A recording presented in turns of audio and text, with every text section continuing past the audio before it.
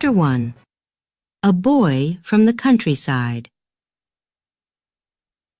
It was a quiet village, far from the bustling cities of France. No grand buildings, no famous landmarks, just simple homes, small farms, and people who live by the sweat of their brows. This was Dole. Here, among the scent of fresh earth and worn leather, a boy was born.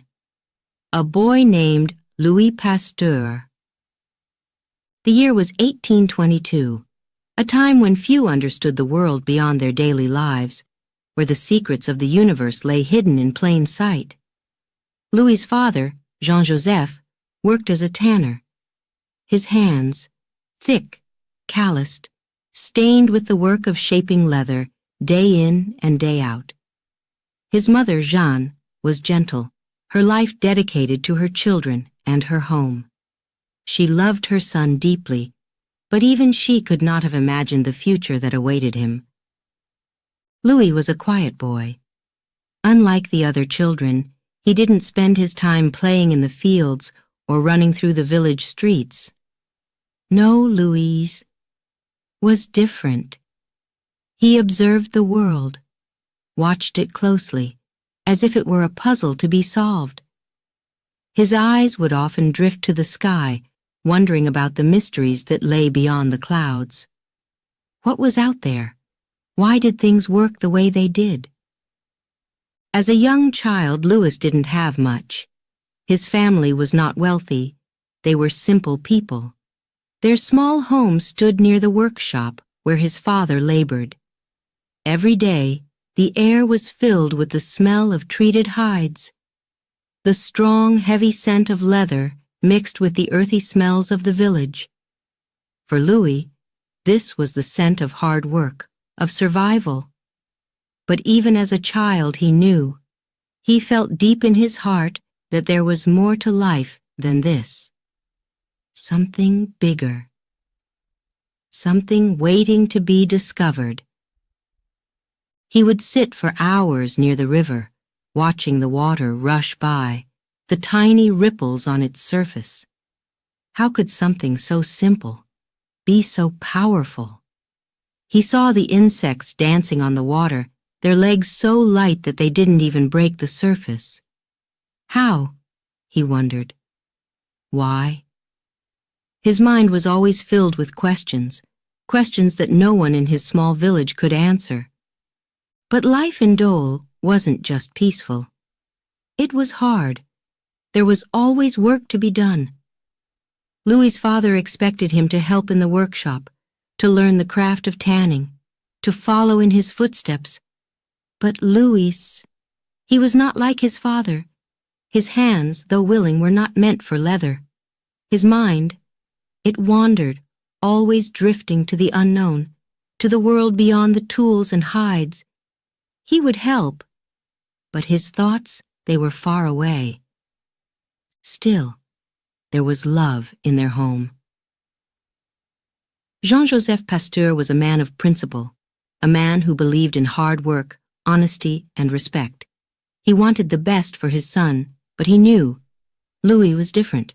He saw it in the way his son looked at the world, the way his eyes would light up when he talked about his curiosities. There was a spark in him, a flame that Jean-Joseph didn't quite understand, but he respected it. And though he couldn't guide Louis into the world of science, he gave him something just as important.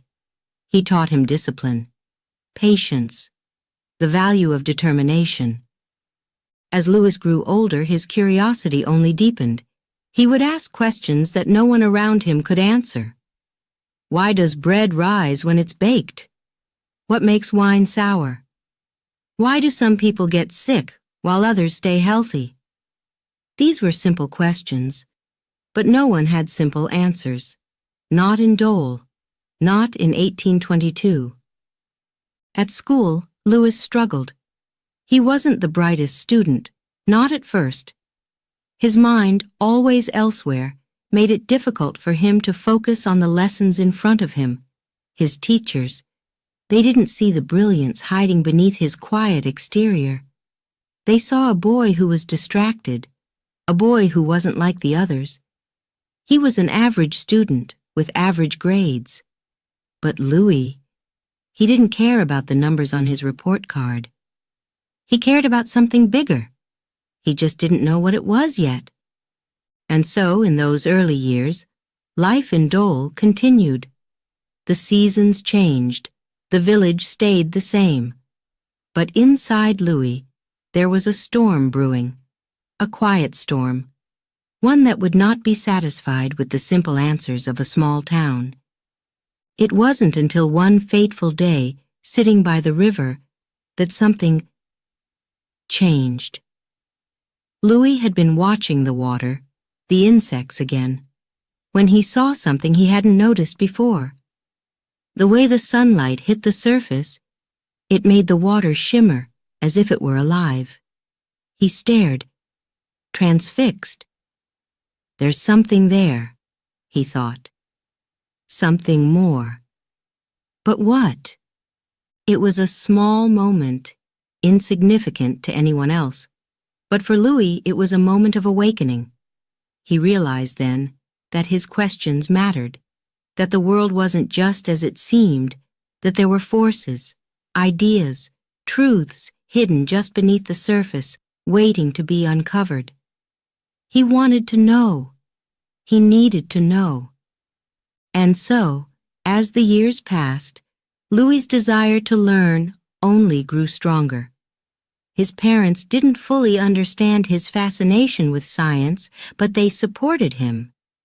They wanted him to succeed, to find his path, even if it wasn't the one they had imagined for him.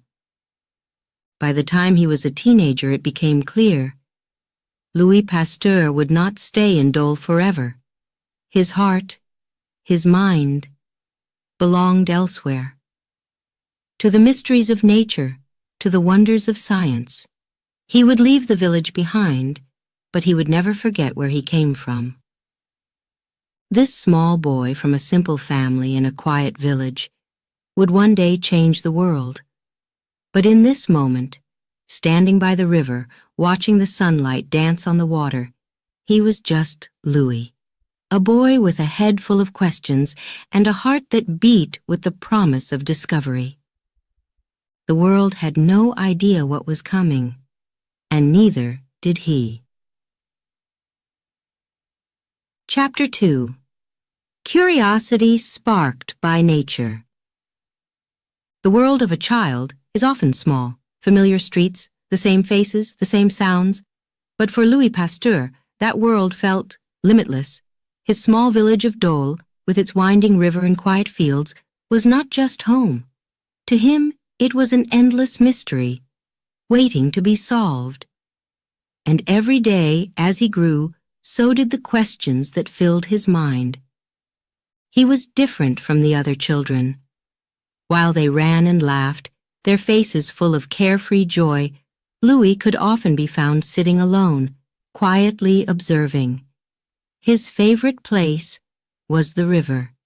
He would sit by its edge for hours, his eyes fixed on the flowing water.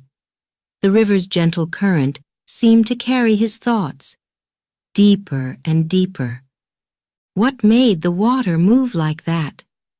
What lay beneath its surface, hidden from view? And the insects, those tiny creatures that skimmed across the water's surface, their legs so light they barely made a ripple. How did they do that? Why is it like this? He would whisper to himself. He wasn't like the other children. They didn't wonder about the world the way he did. Louis's mind was restless, full of thoughts that wouldn't leave him alone. The natural world around him. It was alive in ways he couldn't quite understand. His father often called for him, Jean-Joseph, a hard-working man who wanted his son to follow in his footsteps, to learn the trade of tanning. But even when Louis was helping with the leather, his hands busy, his mind was elsewhere. He was thinking of the river, the insects, the patterns in the clouds above. Why? He would ask himself. How?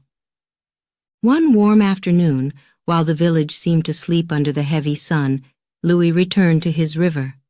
The water sparkled as the sunlight hit it, and for a moment, it seemed like the whole world was made of tiny stars.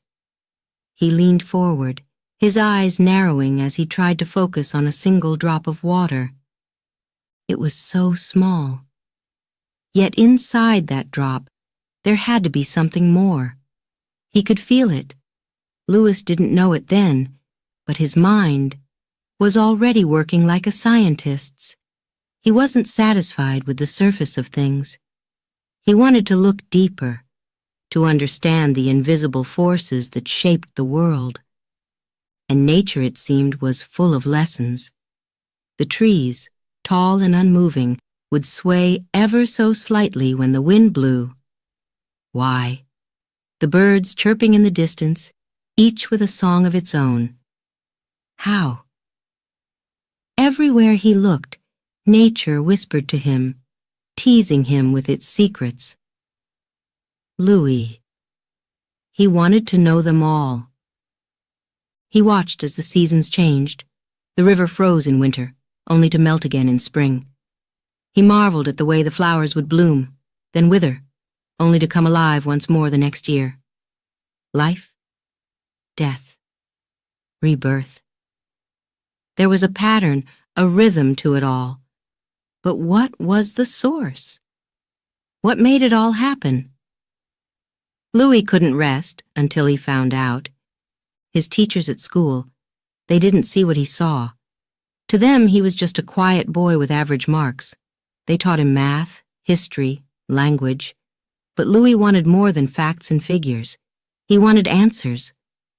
Real answers. But who could give them to him? In those days, no one spoke of bacteria, of microbes, of the tiny life forms that were all around us.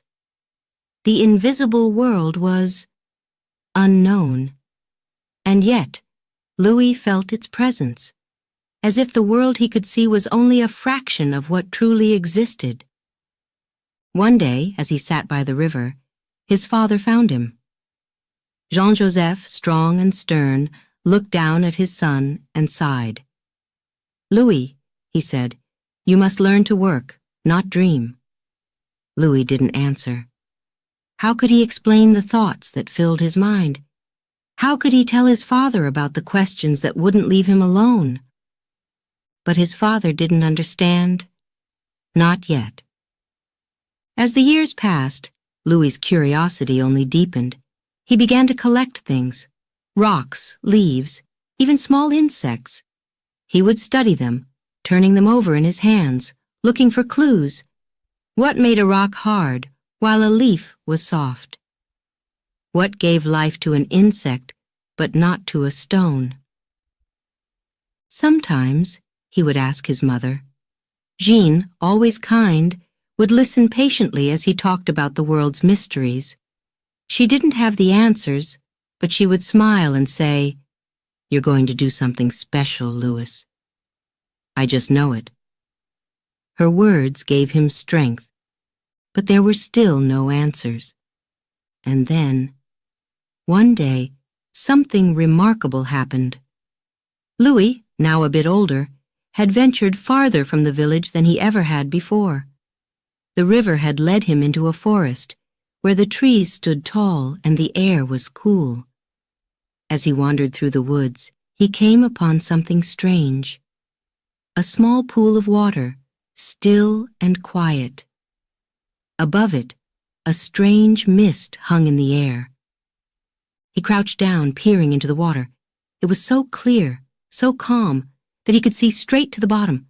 And there, in the stillness, something moved.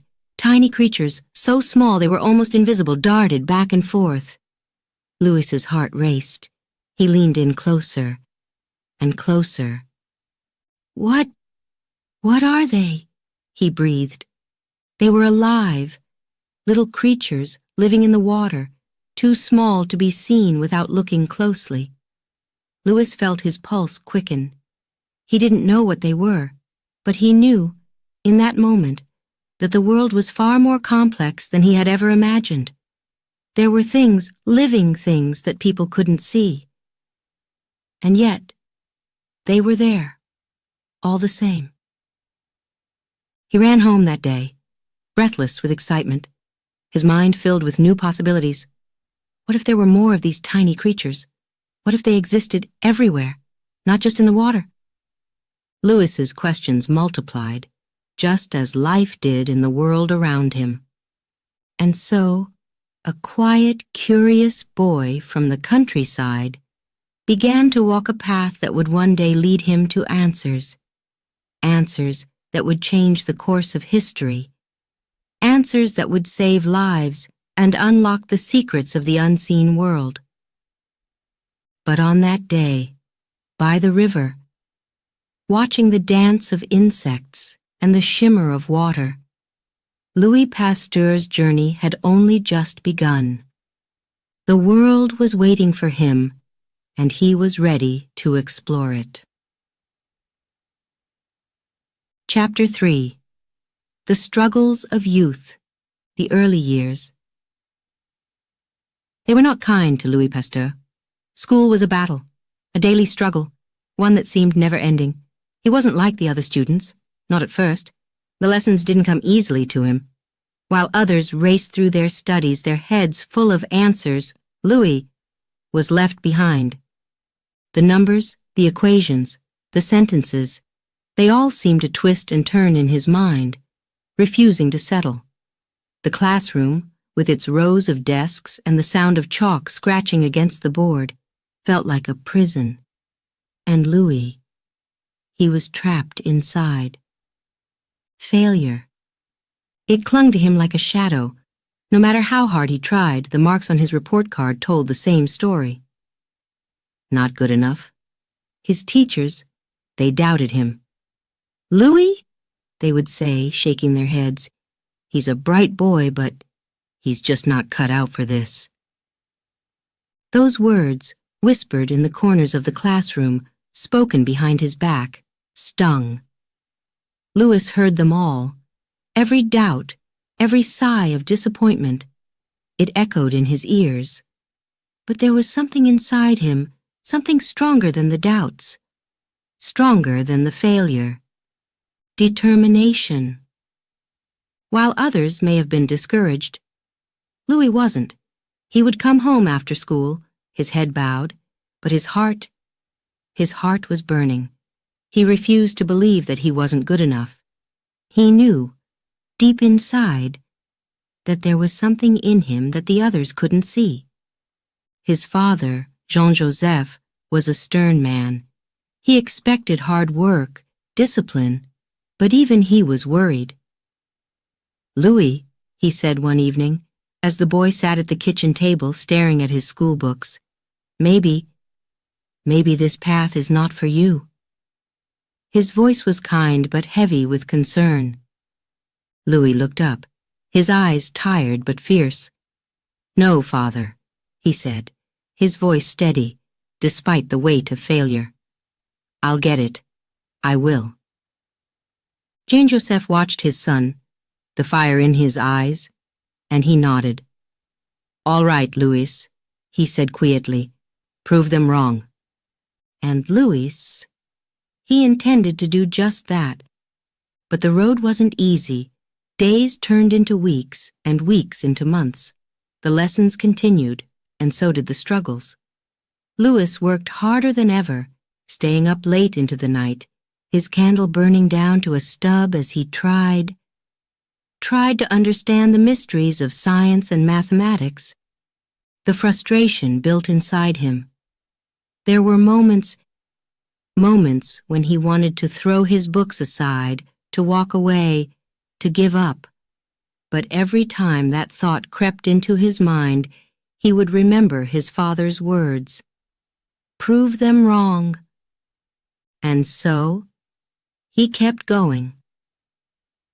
The turning point came. One cold winter afternoon. Louis was sitting at his desk, hunched over a chemistry textbook. The words blurred before his eyes, exhaustion pulling at him. But suddenly, something clicked. It was as if a light had switched on in his mind. The numbers, the symbols, they made sense. For the first time, Louis felt the pieces fall into place. His heart raced, his hands trembled as he scribbled down notes, solving problem after problem. He couldn't believe it. He understood. It wasn't a sudden miracle. No, far from it. But that moment, it changed everything. Louis had tasted what it felt like to get it, to understand something that had once seemed impossible. And with that taste came hunger. From that day on, Louis approached his studies with new energy. He was still behind the others, still struggling. But now he had hope. He knew that if he worked hard enough, if he kept pushing, the answers would come.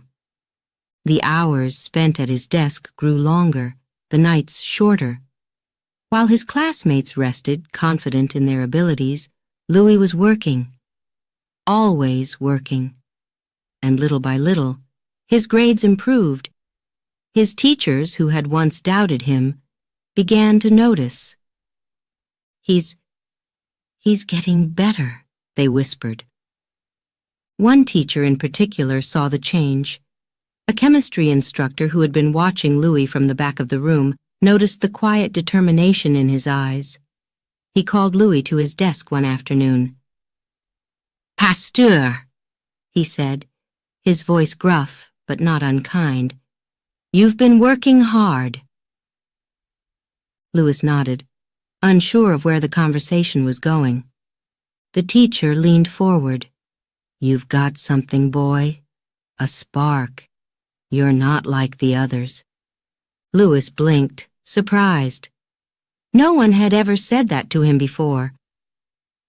"You struggle, yes," the teacher continued, "but you're not afraid of the struggle. That's what makes you different. That's what will take you far, if you keep at it." The words lit a fire in Louis's heart. Someone believed in him.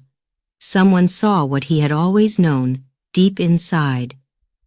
And so, he kept going. The next few years were a blur of effort and frustration, of small victories and setbacks. But Louis never gave up. The more he learned, the more his curiosity grew. Science, which had once seemed like a wall he couldn't climb, was now a doorway to something much bigger. There were still failures, many of them, but now Louis didn't fear failure. He saw it as part of the process, as something that would shape him, mold him into something stronger.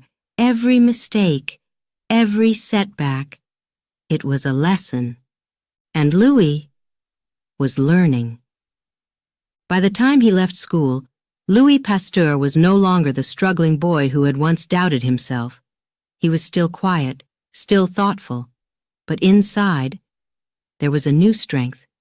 He had proven them wrong, but more importantly, he had proven something to himself. The world was vast, full of mysteries yet to be uncovered, and Louis knew that he was destined to uncover them. The struggles of youth had shaped him, but they hadn't broken him. They had forged him into someone who would not be stopped. Louis Pasteur was ready for whatever came next, ready to change the world. Chapter 4. A Turning Point. Sometimes, life changes in a single moment. For Louis Pasteur, that moment came when he met him, his mentor, the man who would change the course of his life forever. Louis had always been curious, always full of questions, but for so long his mind had been trapped. Science was there, right in front of him, but it felt like a locked door. He knew there was something amazing on the other side, but no matter how hard he tried, he couldn't find the key. And then he appeared, Louis's chemistry teacher, a man whose name would forever be etched into his memory. Monsieur Jean-Baptiste Dumas. He was a tall man with a sharp gaze and a commanding presence. The moment he stepped into the classroom, there was an energy about him, something that made the students sit up straighter, pay attention. But it wasn't fear. No, it was something else. Monsieur Dumas had a passion for chemistry that was infectious. He didn't just teach science, he lived it. And for the first time, Louis felt the pull of that passion, the thrill of discovery. He watched Dumas with wide eyes, hanging on his every word. This wasn't like the dull, dry lessons Louis had struggled through before. No, this was something different. It was as if Dumas could see the world at a level no one else could. He would talk about atoms, about the forces that shape the universe, and his voice would tremble with excitement. Everything, Dumas would say, his eyes gleaming. Everything is connected. Molecules, elements, they are the building blocks of life itself. And Louis, he was captivated. There was something about Dumas, something that drew Louis in. The way he explained the world. It was as if he were revealing a secret, something hidden beneath the surface. Louis had always felt that pull, that hunger to understand the unseen. But Dumas? He gave it form. He gave it direction. One day, after class, Dumas called Louis over. His heart raced as he walked to the front of the room, unsure of what to expect. "Pasteur," Dumas said, his voice firm but kind, "I've been watching you." Louis blinked, his hands twisting nervously at his sides. "You have something," Dumas continued, his gaze piercing. "Something special. I see it in the way you look at the experiments, the way you think." Louis's breath caught in his throat. No one had ever said that to him before. Dumas leaned in slightly, lowering his voice. "You may not be the fastest in the classroom, but that doesn't matter.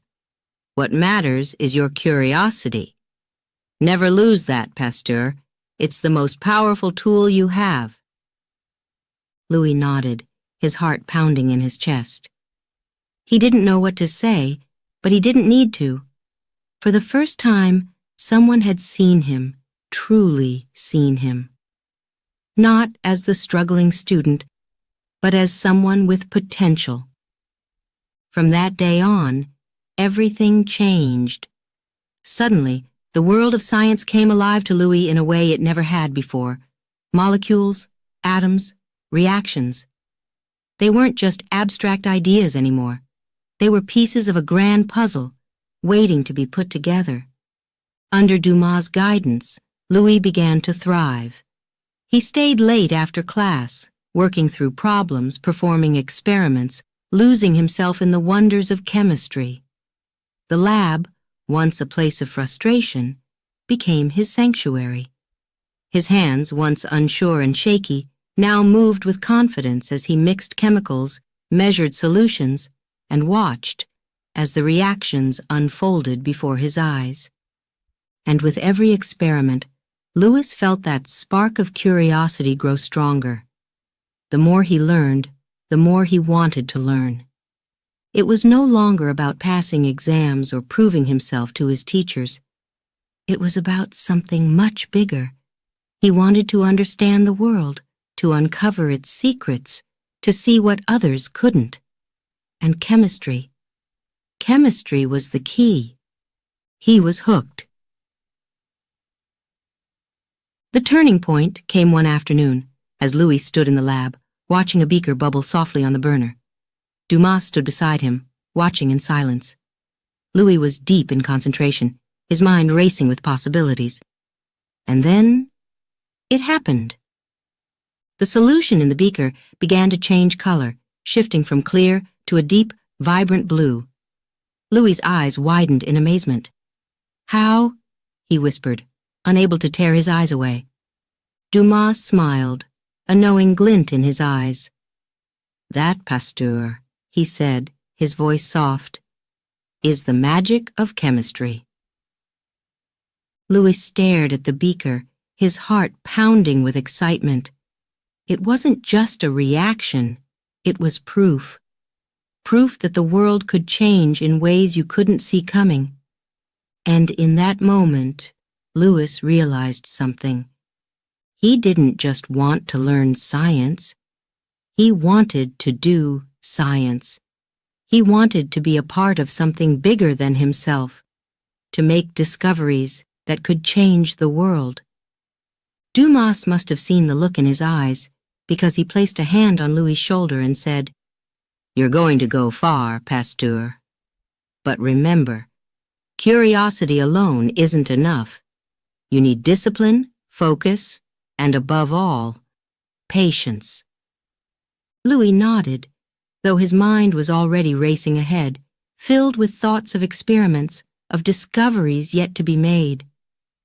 From that day on, Louis threw himself into his studies with a new kind of energy. He no longer feared failure, no longer doubted himself, because now he had a mentor, someone who believed in him, and that belief, it changed everything. It wasn't long before Louis's classmates began to notice. The quiet boy who had once struggled to keep up was now leading the way. His hands moved confidently in the lab. His notes were detailed, precise.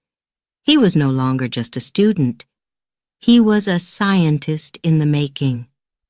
The world of molecules and elements, once so distant and confusing, was now clear. Louis could see the connections, the patterns, the beauty of it all. And the more he learned, the more he realized. This was just the beginning. The boy who had once struggled to find his place was now driven by ambition.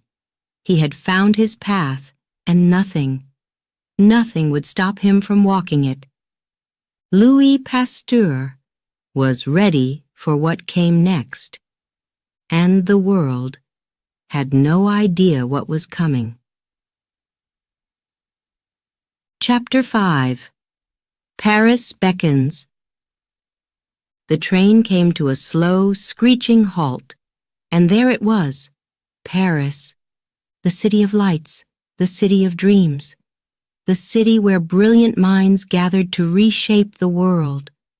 Louis Pasteur stood at the edge of the platform, his heart pounding, his breath caught in his throat. This was the moment. He had made it.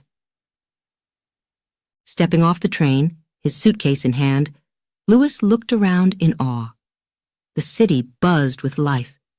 People rushing by, horse-drawn carriages clattering on cobblestone streets, and the air filled with the sounds of conversation, laughter, and the occasional shout of a street vendor. Paris was alive, and it was overwhelming. For a moment Louis felt small, so very small. The streets stretched out before him like endless rivers of stone, each one teeming with people, with stories, with lives. Would there be a place for him here? Would he, a quiet boy from a small village, find a way to make his mark in such a grand, towering city? He took a deep breath, steadying himself. "You're here to learn," he whispered under his breath. "You're here for a reason."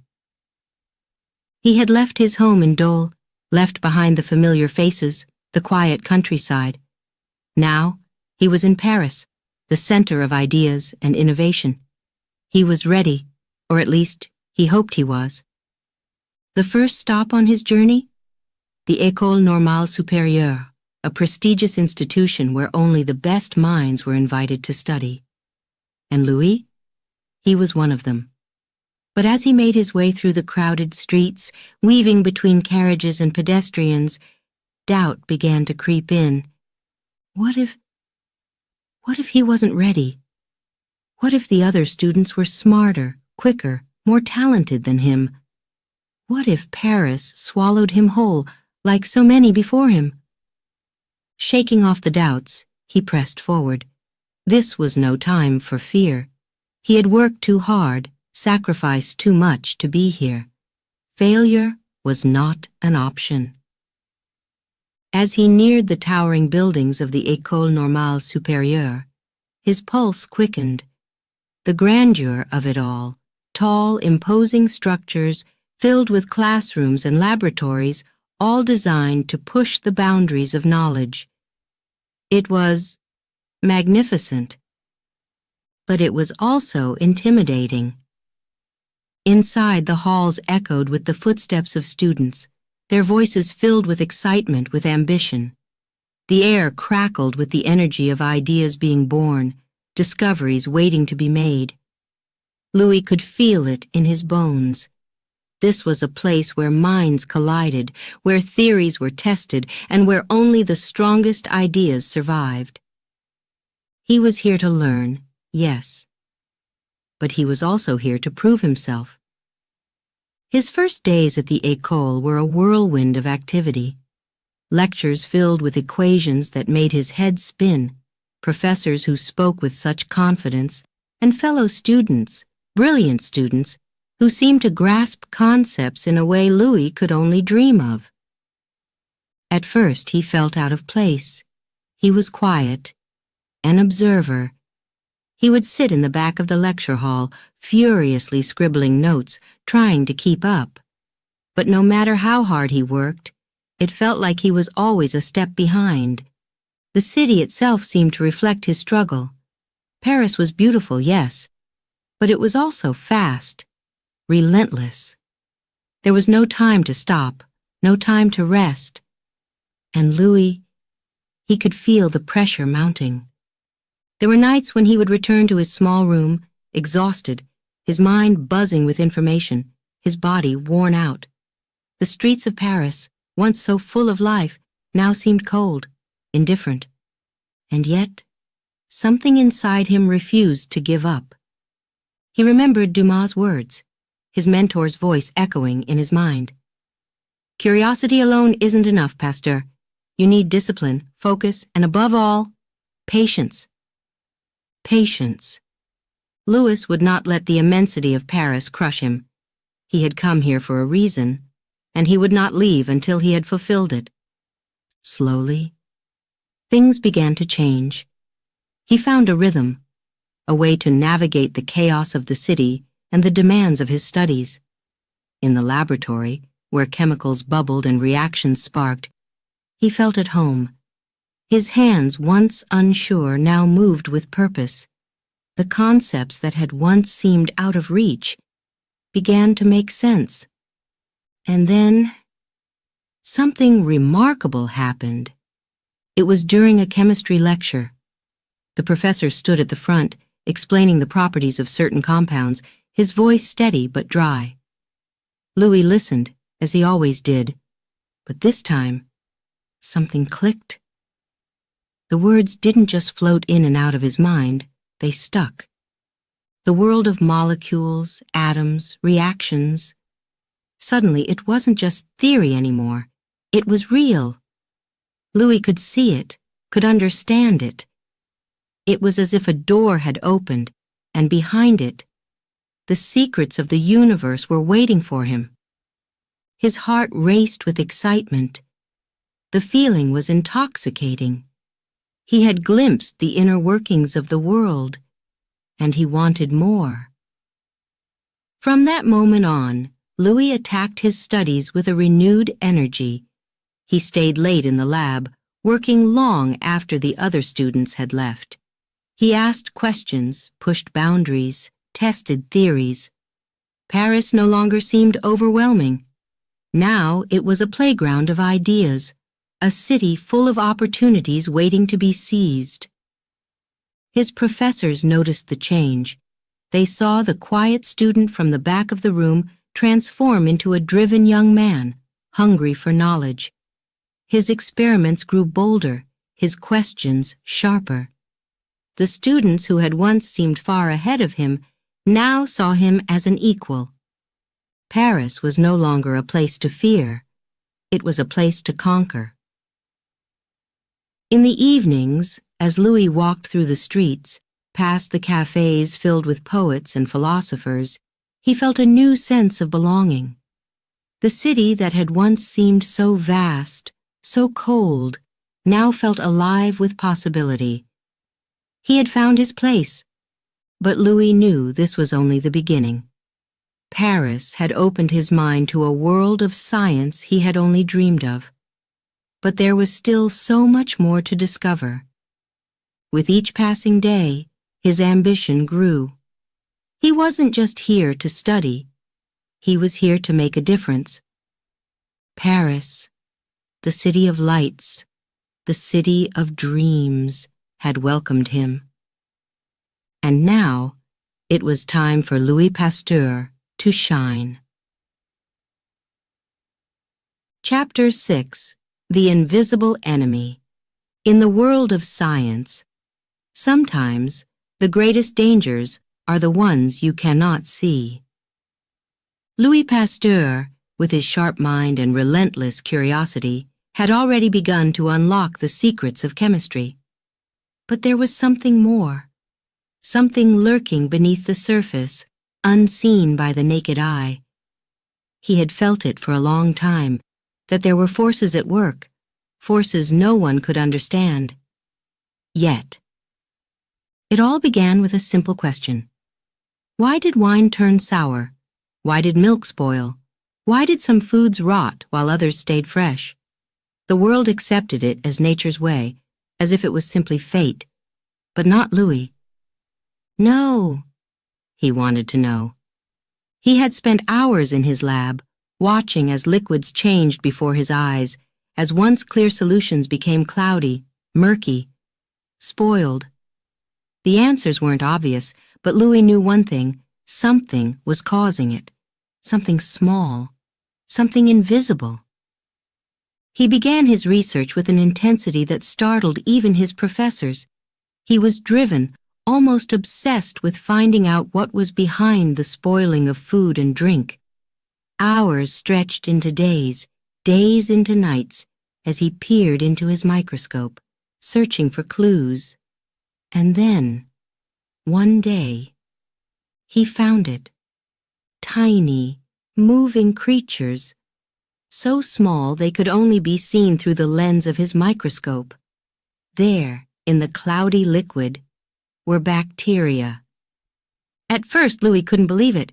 How could something so small, so insignificant, have such a massive impact? But there they were, millions of them, multiplying, consuming, spreading, the invisible enemy. He leaned closer, watching in awe as these tiny organisms moved and swarmed. This is the answer, he whispered to himself. The bacteria were alive and active, working silently, unseen by the rest of the world. But now Louis knew. It was a revelation. The bacteria weren't just spoiling food. They were everywhere. In the air, in the water, on surfaces, inside people's bodies. They were all around us, yet no one had ever known. It was as if he had discovered a hidden battlefield, one where the enemy was too small to see, but powerful enough to destroy. Louis stood in the lab, his heart racing.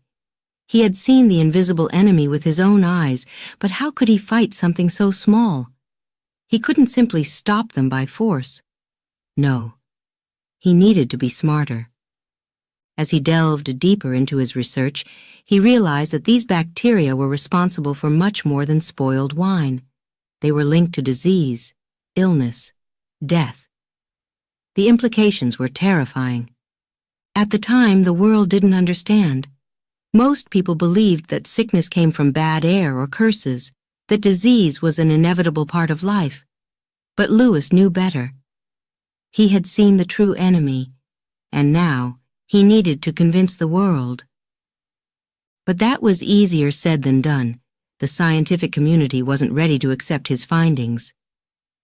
Tiny creatures, they scoffed. Invisible enemies?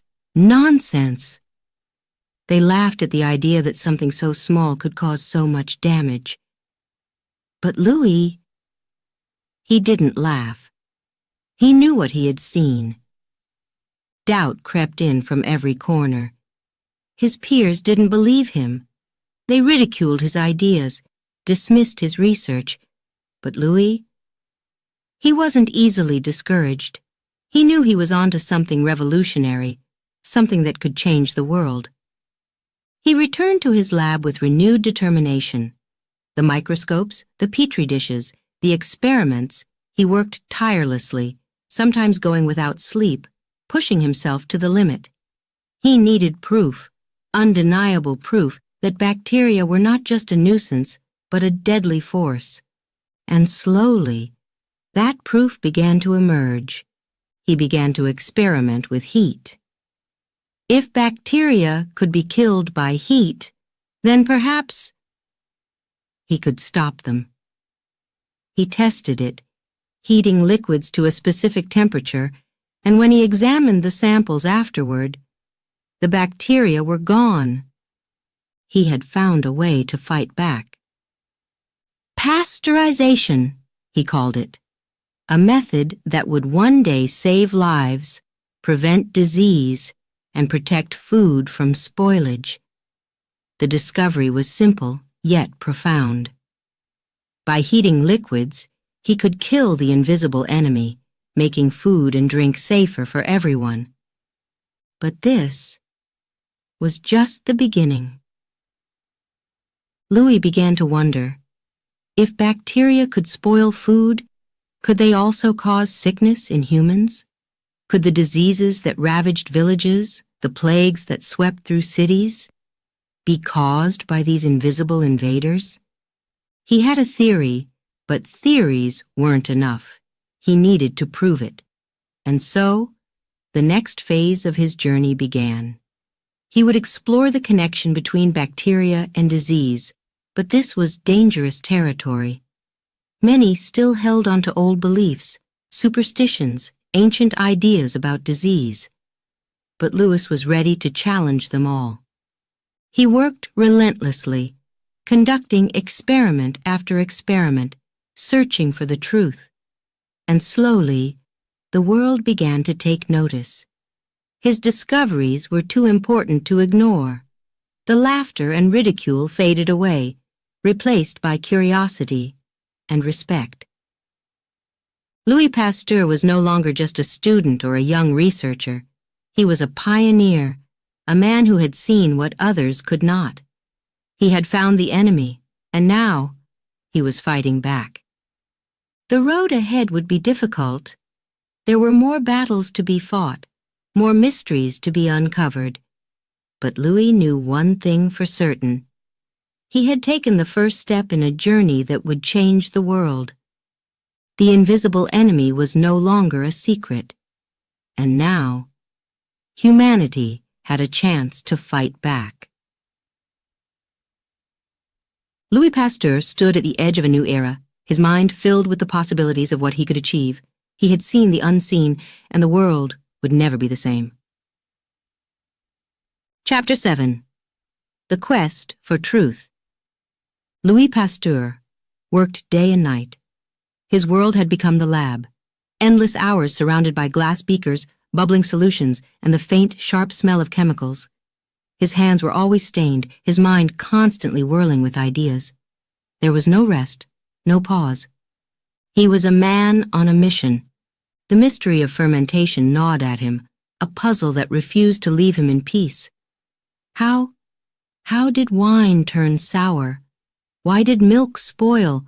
What was happening inside these simple liquids that turned them from something fresh into something foul? These were questions no one could answer. Yet. But Louis, he was determined to find out. He had already discovered the tiny creatures, bacteria, that lived in the air, in the water, in food, and inside of us. He knew they were responsible for the spoilage, but he needed to understand how. What were these bacteria doing? What invisible war was being waged beneath the surface? His lab was a battlefield. He stood at the front lines, eyes peering through the lens of his microscope, watching as the tiny creatures moved, multiplied, consumed, changed everything they touched. The more he saw, the clearer it became. Fermentation was not some mysterious magical process. It wasn't just a natural change. No, there was something far more precise at work. It was the bacteria. The moment this realization hit him, it was as if a veil had been lifted. All those spoiled barrels of wine, all the soured milk. The answer had been there, hiding in plain sight, invisible to everyone but him. Bacteria, he whispered, his breath catching in his throat. They're the key. They control everything. But with this discovery came a terrifying thought. If these tiny creatures could spoil wine and sour milk, what else could they do? What other havoc could they wreak? Louis felt a chill run down his spine. The bacteria weren't just enemies of food. They were enemies of life itself. Disease. The word echoed in his mind, heavy with meaning. What if bacteria were responsible for more than spoilage? What if they were behind the sicknesses that ravaged families, villages, entire cities? What if these invisible creatures were causing the fevers, the infections, the deaths that no one could explain? Louis felt the weight of this question settle on him like a dark cloud. He couldn't ignore it. He had to know. He had to find the truth. But the world was not ready for this idea. His peers, the scientists and doctors of the time, still clung to old beliefs. They spoke of miasmas, bad air, as the cause of disease. They believed in curses, in imbalances of the body's fluids, in ancient theories that had never been questioned. And now, here was Louis Pasteur, suggesting that the real enemy was something so small, so invisible, it could barely be seen at all. The skepticism was immediate. Bacteria causing disease, they scoffed. Ridiculous, absurd. The laughter, the dismissals, they came from all sides. Louis heard their words, felt their doubt pressing in on him like a suffocating fog. But inside, he was burning with certainty. He knew he was right. He had seen it with his own eyes.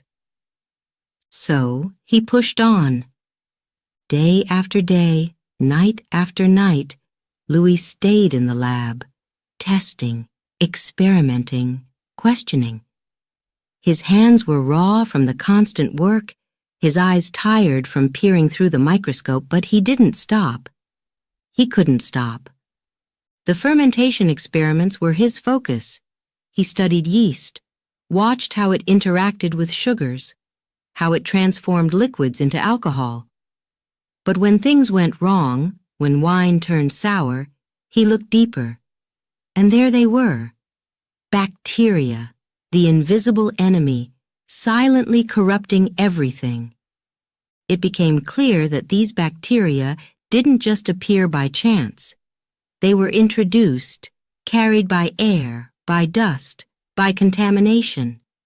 And once they were in, they took over, spreading like an invisible army, unstoppable unless you knew how to fight them.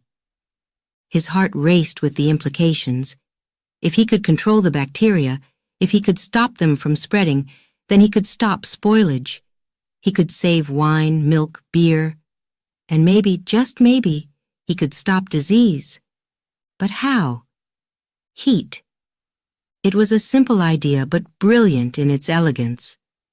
Louis realized that by heating liquids to a certain temperature, he could kill the bacteria without destroying the liquid itself. It wasn't magic. It was science. Pasteurization, he called it. A word that would one day become famous. A word that would save countless lives. But even as he celebrated this breakthrough, the larger question remained. What else, he wondered, are these invisible enemies doing to the world? He thought of the sick children, the infected wounds, the fevers that ravaged entire communities. Could bacteria? Could these same tiny creatures be the cause? Could they be behind the diseases that doctors still couldn't explain?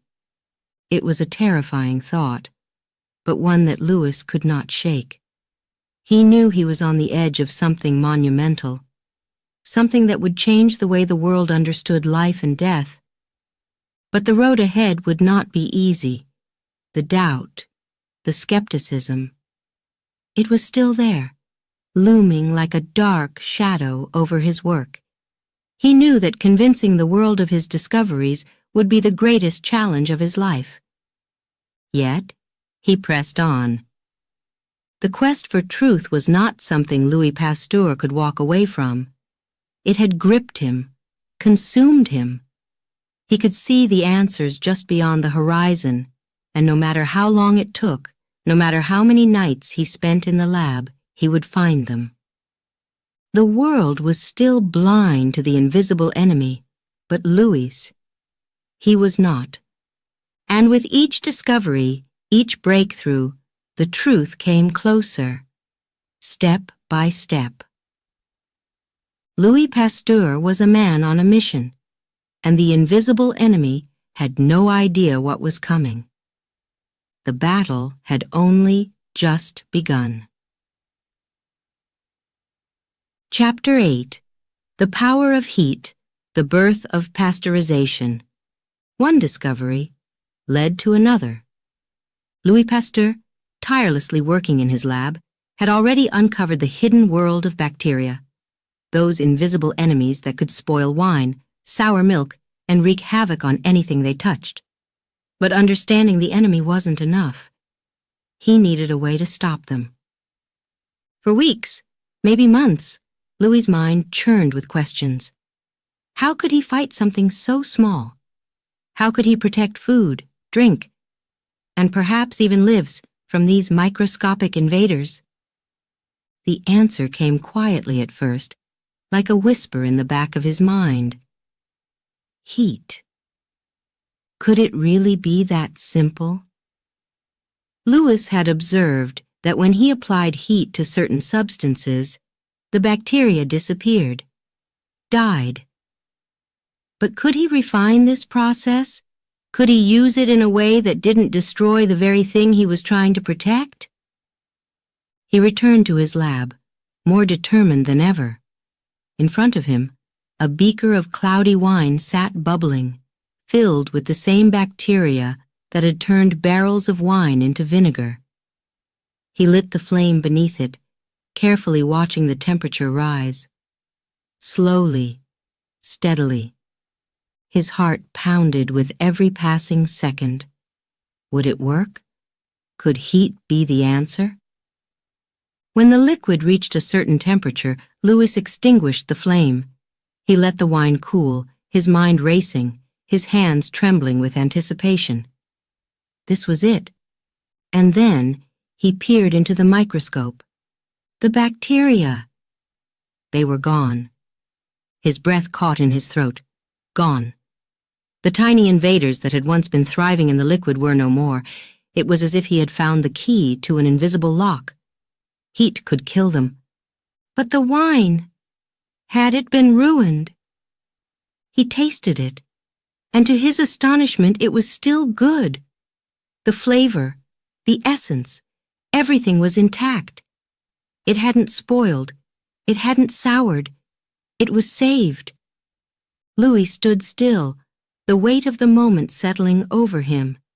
He had found it, the solution to spoilage, the method that could stop bacteria from destroying food and drink. Heat. It was as simple as heating the liquid to the right temperature, just enough to kill the bacteria, but not enough to ruin the flavor. He tested it again and again.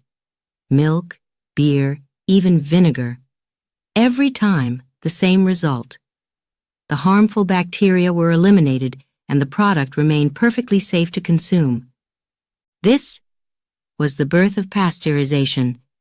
The discovery was humble, yes, but it was also profound. Louis had unlocked something that would forever change the way people lived. Food safety, something the world had never truly understood, was now within reach.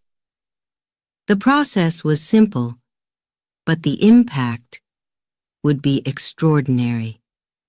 The word began to spread, first in whispers, then in louder conversations. Pasteur has found a way to save wine, to stop milk from spoiling. At first, people were skeptical. Could it really be so simple? But as more and more producers began to use the technique, the results were undeniable. Wine that had once been doomed to spoilage could now be preserved. Milk, once prone to turning sour within days, could be made to last. Farmers, winemakers, families, all began to see the difference. And soon they were calling the process by a name that would become famous around the world. Pasteurization. Louis Pasteur, the quiet boy from a small countryside village, was now becoming a household name. People from all corners of France, and soon the world, began to speak of him with admiration, even reverence. This man, who had once struggled in school, who had faced ridicule and doubt, had discovered a way to protect their food, their drink, their lives. It wasn't long before his technique was applied on a grand scale. In dairy farms across France, in wineries, in breweries, the method of pasteurization became a standard practice. The impact was immediate and dramatic. People were safer. Children who had once fallen ill from drinking spoiled milk now thrived. Families who had lost money due to barrels of wasted wine could now sell their products without fear. It was as if Louis had found a way to protect the very essence of life itself. But even as the world celebrated, Louis, he wasn't done. For him, this was only one victory in a much larger battle. The invisible enemy, bacteria, wasn't just spoiling food. It was attacking people. It was spreading diseases, causing infections, and robbing lives. What else, he thought, can science do? Louis knew he had only scratched the surface of what was possible. Pasteurization was a triumph, yes, but there were still so many unanswered questions, so many diseases that remained a mystery. And so, while the world marveled at his discovery, Louis quietly returned to his lab. His hands, stained with chemicals, his mind full of ideas, he pushed forward. The battle against bacteria was not over, not yet. But for now, there was a moment of triumph. In a world that had once been at the mercy of spoilage, of invisible enemies lurking in every sip of milk, in every glass of wine, Louis Pasteur had brought light. He had shown that science could find the answers, could fight back, could protect. The process of pasteurization was humble, yes, but its impact was profound. It was the turning point that would forever change food safety, public health, and the way we understood the world around us. Louis Pasteur, the man who saw what others could not, had turned heat into a weapon, and with it, he had begun to save lives. But even now, as the fires of his discovery burned bright, his quest for truth continued. The fight against the invisible enemy was far from over. Chapter 9. The Race Against Disease. Louis Pasteur's name was spreading across France, across Europe, across the world. His discoveries had already changed the way people understood food and drink. Pasteurization had saved countless lives, but even as his fame grew, so did the challenges ahead. Because while he had fought, and won the battle against spoilage, a far deadlier war was looming. Disease, anthrax, cholera, rabies. These were not abstract dangers. They were real, terrifying, and devastating. They swept through towns, through farms, leaving death and destruction in their wake. And the worst part? No one knew how to stop them. Animals, people. It didn't matter. Disease struck without mercy, without warning. And Louis, he couldn't rest. His mind was always racing, always searching. He had uncovered the invisible world of bacteria, had seen how they could spoil food. But now, he understood something far more sinister. These tiny creatures weren't just an inconvenience. They were killers. But how could he fight them? How could he protect the people he loved, the animals farmers depended on, from an enemy so small, so powerful? The answer came not from treating the diseases, but from preventing them. But preventing disease was a challenge unlike anything Louis had faced before. He had already proven that bacteria could be killed by heat, that they were the cause of spoilage. But this was something else. These diseases didn't just spoil food, they destroyed life. Anthrax was one of the deadliest, a disease that swept through farms, killing livestock in the hundreds. One infection, one death, and the entire herd could be lost. Farmers watched helplessly as their animals, their livelihoods, fell victim to this invisible enemy.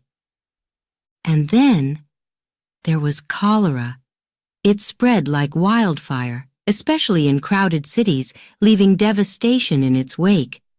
Entire communities were gripped with fear, and all the doctors could offer was hope. Hope that the disease would pass, that they wouldn't become the next victim. And rabies, the most terrifying of them all. One bite from an infected animal, and there was no escape. The disease ravaged the mind and body, leading to certain death. Slowly, painfully. Once the symptoms began, there was no cure, no hope. Louis, he felt the weight of it all. He had to find a way. There had to be a way to protect people. But how?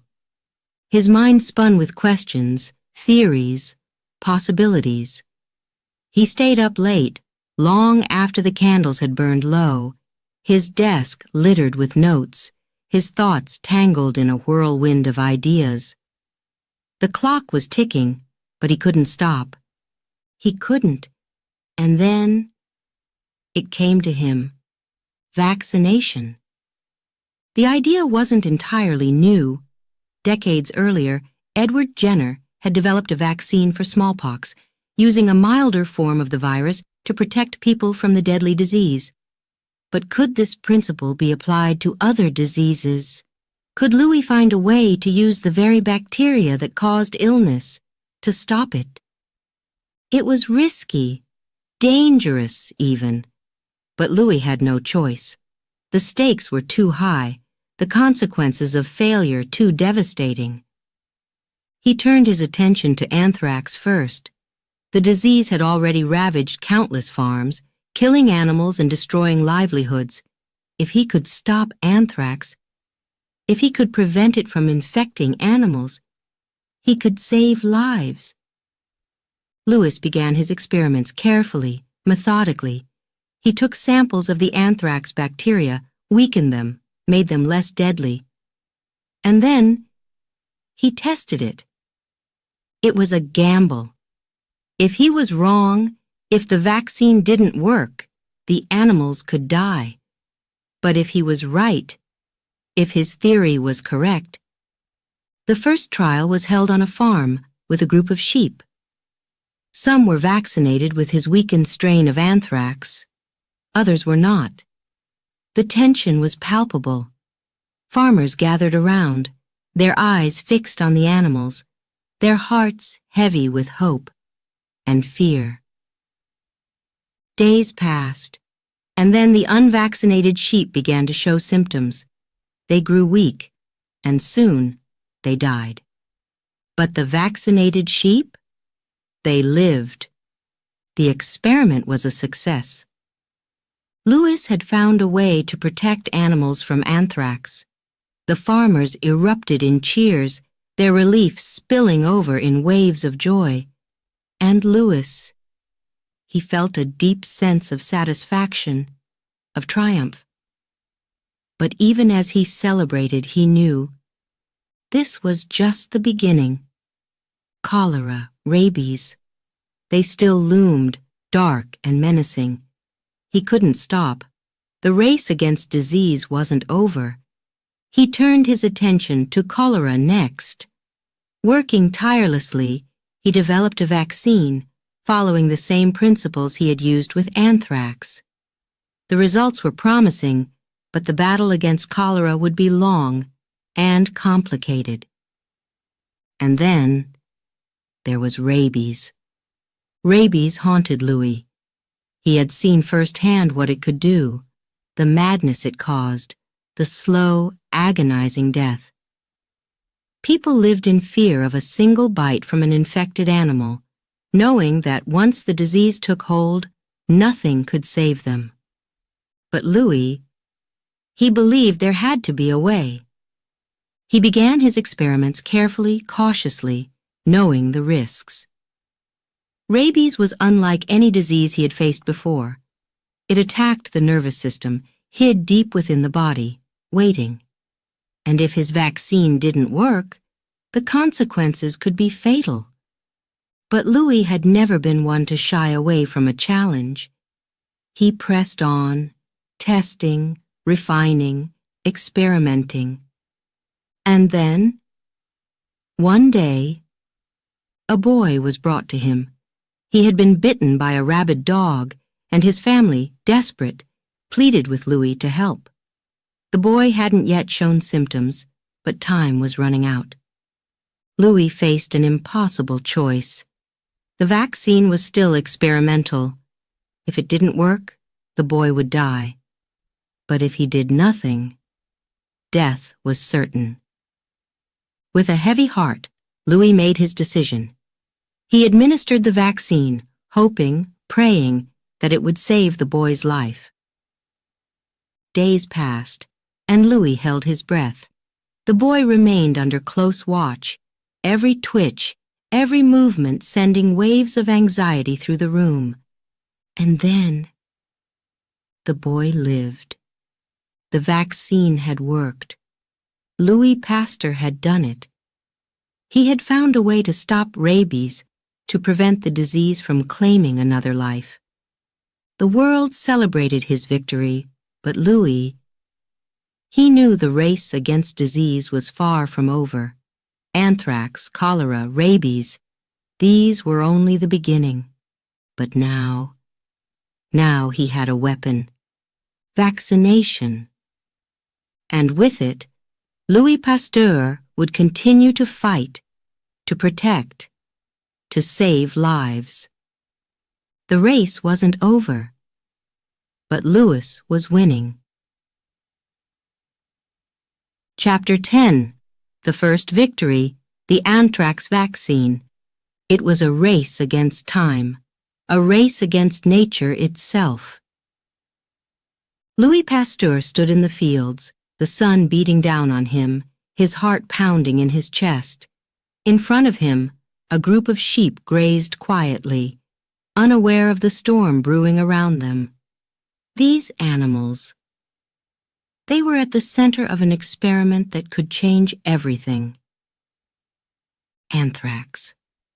The word alone sent shivers down the spine of every farmer in France.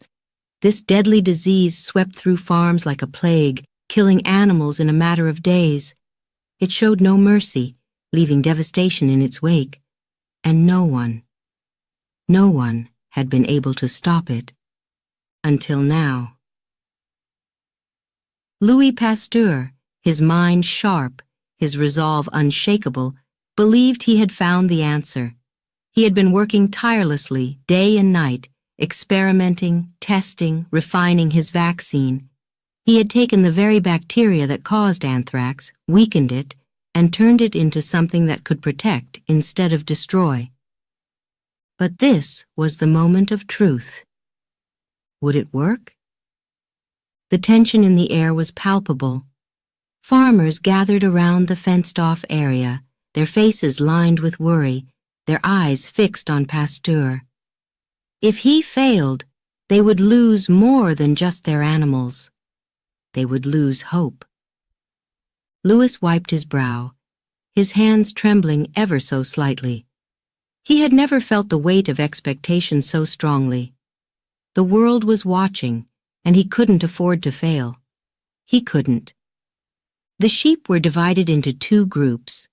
One group had been vaccinated with Pasteur's new anthrax vaccine. The other, left unvaccinated, was vulnerable to the deadly disease. The bacteria had been introduced. Now, it was a waiting game. Days passed, each one dragging slower than the last. Every morning Pasteur would rise early, his mind buzzing with questions, his heart heavy with anticipation. Would the vaccine hold? Had he done enough? The farmers watched anxiously. Their livelihoods, their futures, were tied to the outcome of this experiment. They whispered among themselves, glancing at the sheep, at Pasteur, wondering, could this man, this scientist, really do what no one else had done? Could he stop anthrax?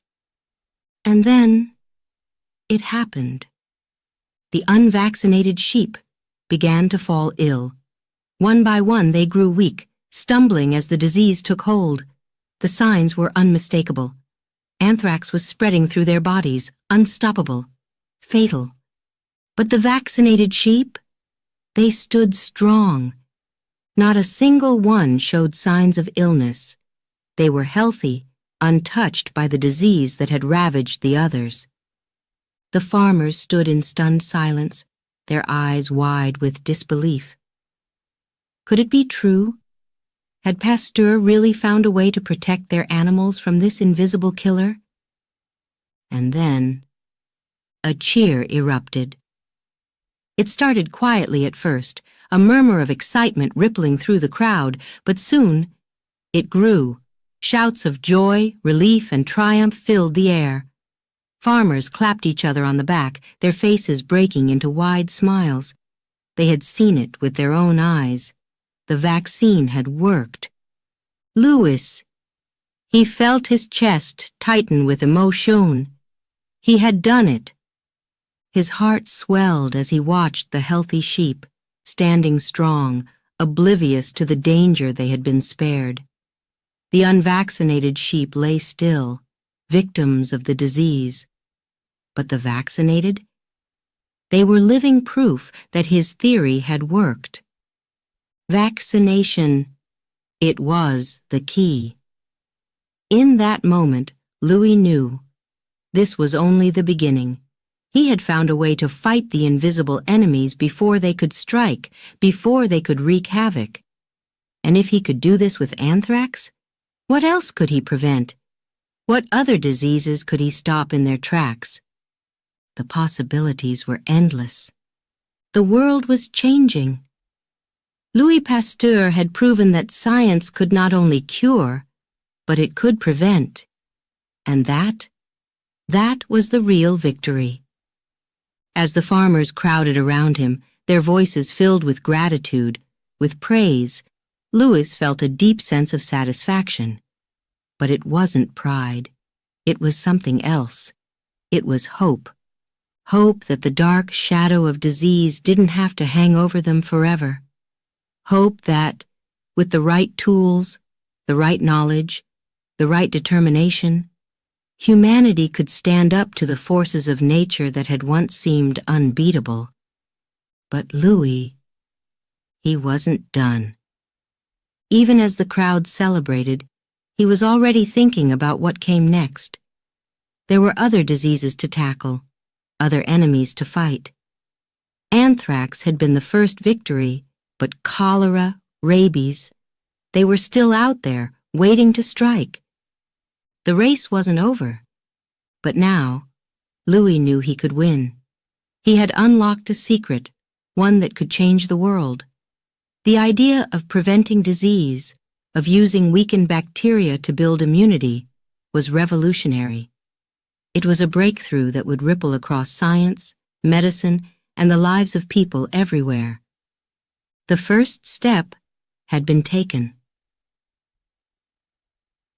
Louis looked out at the fields, at the sheep grazing peacefully, the sun dipping low on the horizon. A sense of calm washed over him, but beneath it was a fire, the fire of discovery, of a mind that would not rest until every disease, every invisible enemy had been brought into the light. This was only the beginning. The anthrax vaccine had been a triumph, but Louis Pasteur, he wasn't done fighting. The road ahead was long, filled with challenges, filled with danger.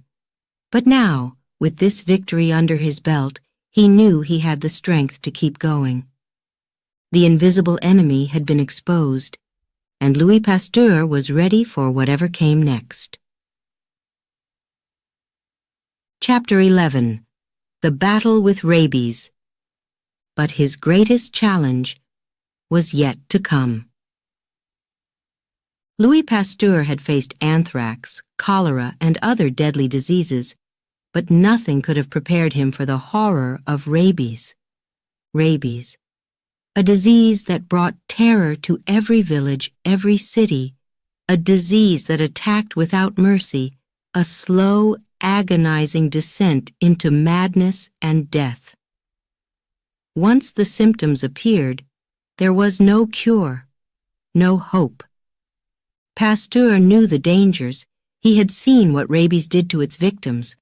Once bitten by an infected animal, it was only a matter of time before the disease spread. Unstoppable. The body, the mind, both betrayed by a virus that could not be tamed. Louis had been working tirelessly day and night, trying to understand rabies.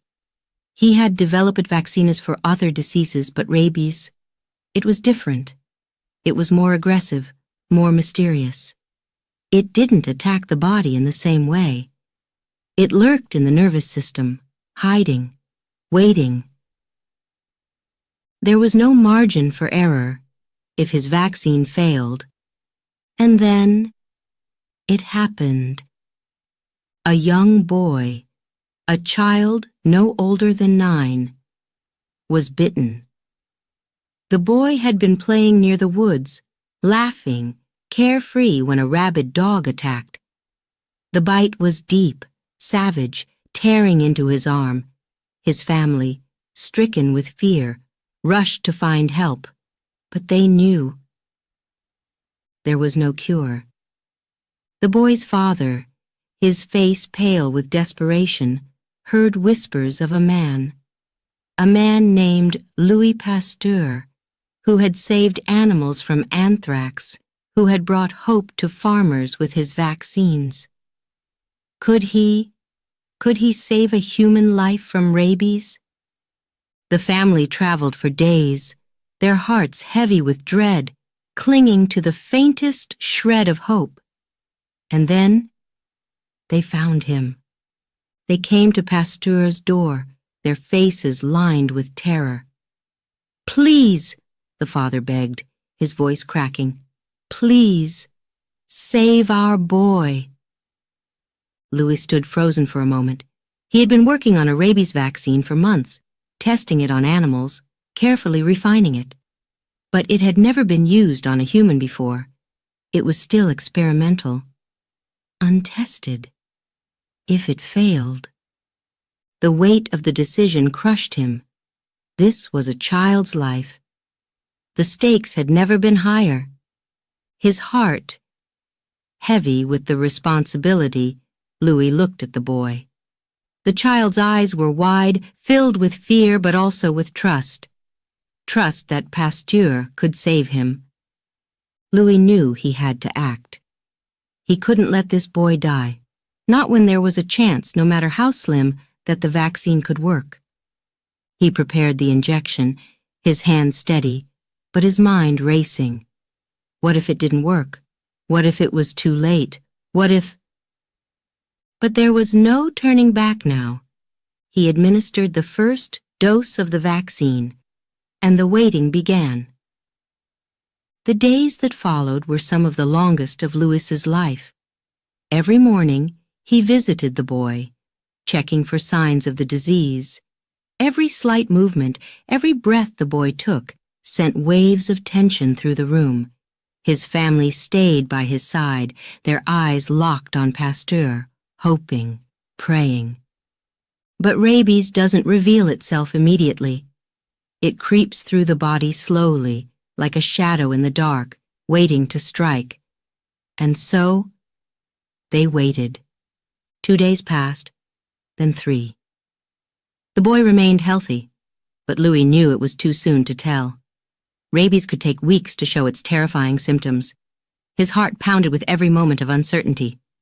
The tension in the air was unbearable. Pasteur barely slept, barely ate. His mind was consumed by the thought of failure. What if he was wrong? What if this boy, this innocent child, would be the victim of his mistake? And then, a week passed. The boy showed no signs of illness, no fever, no confusion, no madness. He was healthy. The room was silent at first. The boy's parents looked at each other, at Louis, hardly daring to believe it. Could it be? Could their child truly be saved? And then, tears. The mother collapsed into sobs of relief, her hands covering her face. The father grasped Louis's hands, his voice trembling with emotion. You've saved him, he whispered, choking on the words. You've saved our son. Louis stood still, his heart filled with a mixture of disbelief and overwhelming joy. He had done it. The vaccine had worked. He had defeated rabies, one of the deadliest diseases known to man. The world had changed forever. News of Pasteur's success spread like wildfire. Scientists, doctors, and families across the world heard of the boy's survival, of Pasteur's miraculous vaccine. The unthinkable had been achieved. Rabies, the disease that brought certain death, now had a defense. The victory was monumental. Louis Pasteur had done more than just save a life. He had proven that science could stand up to the most terrifying of enemies, that even the deadliest diseases could be beaten. Vaccination wasn't just a tool to prevent illness. It was a weapon to save lives. The scientific community hailed Pasteur as a hero. The public, they called him a savior. But Louis knew that this victory, like all the others, was just another step. There were still diseases to fight, still lives to save. The battle against the invisible enemy was far from over. Yet as he looked at the young boy, laughing, playing again as if the shadow of death had never touched him, Louis couldn't help but feel an overwhelming sense of triumph.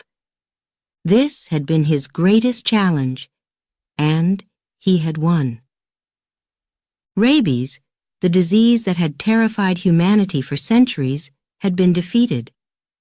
And Louis Pasteur, the quiet boy from a small village in France, was now a name that would echo through history.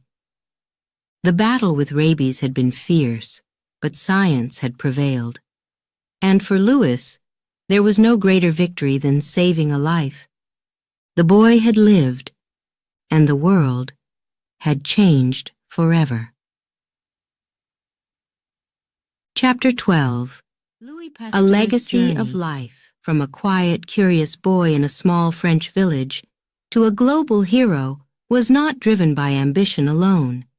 No, what fueled his every step, his every discovery, was something deeper, something more powerful than fame or recognition. It was the love of life itself. From the moment he first gazed at the river as a child, watching the insects dance on the water's surface, Louis had been filled with questions. How? Why? What makes life work the way it does? Those questions never left him. They followed him through his youth, through his struggles in school, through his early days in Paris, and beyond. And Louis. He never stopped searching for answers. For him, science wasn't just a profession. It was a calling, a mission. Every experiment, every breakthrough was a step closer to understanding the world around him, to unlocking the secrets of life and using that knowledge to protect it. His work would save millions. Pasteurization had changed the way the world consumed food and drink. It had brought safety, health, and peace of mind to families everywhere. No longer would people live in fear of spoiled milk or soured wine. But Louis didn't stop there. His battle with disease, anthrax, cholera, and rabies, had revealed a truth that would change the world forever. That disease could be prevented. Vaccination, this powerful tool that Louis had refined and perfected, would become a weapon against the invisible enemies that had haunted humanity for centuries. Anthrax had been his first victory, a triumph for farmers and livestock, a beacon of hope for rural communities. But it was rabies that had cemented his place in history. When that young boy, bitten by a rabid dog, was brought to Louis's door, it wasn't just his scientific mind that made him act, it was his heart. He couldn't stand by and watch life be stolen by disease. And in that moment, when the boy lived, when rabies, this monstrous, deadly disease, was defeated, Louis knew that his life's work had only just begun. Because for Louis, it was never enough to stop at one discovery. He was always asking, "What's next? What more can we do?" He believed, with every fiber of his being, that science was a force for good, that knowledge was the key to saving lives, to protecting the vulnerable, to giving humanity a future free from the fear of disease. But Louis wasn't just a man of intellect. He was a man of compassion. He cared deeply for the people around him, for the farmers who depended on their livestock, for the parents who feared for their children, for the families who faced the threat of disease every day. That's what set him apart. It wasn't fame that drove him. It wasn't the accolades. It was the people. He knew that science had the power to change lives, and he dedicated his entire existence to making that change a reality. And so, a legacy was born. A legacy of life. Louis Pasteur's work didn't end with his death. Far from it. His discoveries, his methods, his relentless pursuit of truth would inspire generations of scientists, doctors, and thinkers to come. His name would echo through the halls of universities, through the pages of medical journals, through the hearts of every person whose life was touched by his work. His legacy wasn't just in the laboratories, though it certainly lived there. It wasn't just in the vaccines that would go on to save millions from diseases he never even knew existed. It was in every life that was spared, every child that lived because a mother didn't fear giving her baby milk, every farmer who smiled as his sheep survived another season, every person who walked through life without the shadow of disease hanging over them. That was Louis Pasteur's legacy. He had fought against the invisible enemies that no one could see, that no one even knew existed, and he had won. But more than that, he had given the world something precious. He had given the world hope. Hope that disease could be beaten. Hope that life, fragile as it was, could be protected. And hope that no matter how dark the world seemed, No matter how terrifying the unknown was, there was always an answer, always a way forward, if only we dared to look. Louis Pasteur's journey was one of determination, of unyielding belief in the power of science. He had faced failure, doubt, and skepticism, but he had never given up. He had never let the obstacles in his path slow him down. He had pushed forward, driven by a love of life and a desire to protect it.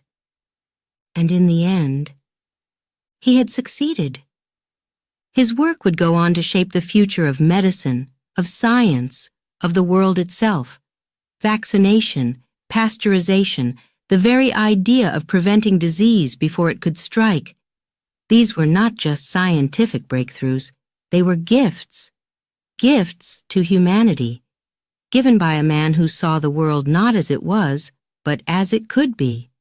A world where disease was not a death sentence, a world where knowledge, not fear, guided our understanding of life. Louis Pasteur's story was one of triumph, but it was also a reminder that no matter how small we may feel, no matter how insurmountable the challenges before us, we all have the power to make a difference, to ask questions, to search for answers. His journey from a boy staring at a river to a man who saved millions is proof of that. And so, as we look back on his life, on his work, on the legacy he left behind, we remember. That legacy wasn't built on ambition or fame. It was built on love, the love of life itself.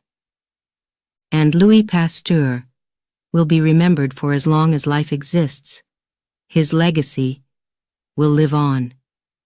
In every breath we take, in every life saved, in every moment we hold dear. The quiet boy from the countryside had changed the world.